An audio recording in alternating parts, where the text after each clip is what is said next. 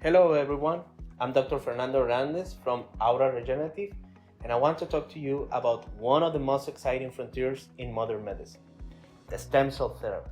Stem cells are special cells that have the ability to transform into various types of cells in the body. This means they can help repair and regenerate damaged tissues, offering new hope for the treatment of a variety of diseases. Stem cell therapies have shown promise in the treatment of neurodegenerative diseases such as Parkinson, Alzheimer, autism, cardiovascular disease, diabetes, spinal cord injuries, and many other conditions.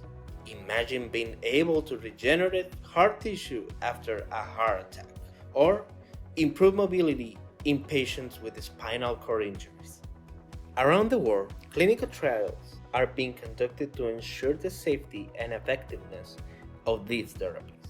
In countries such as the United States and the European Union, treatments must go through rigorous approval processes before being available to patients. If you are interested in learning about how the stem cell therapies can help you and your loved ones, request a free video consultation.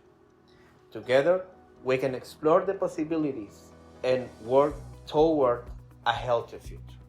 We are only in the beginning of discovering the full potential of the stem cells. The future is very promising.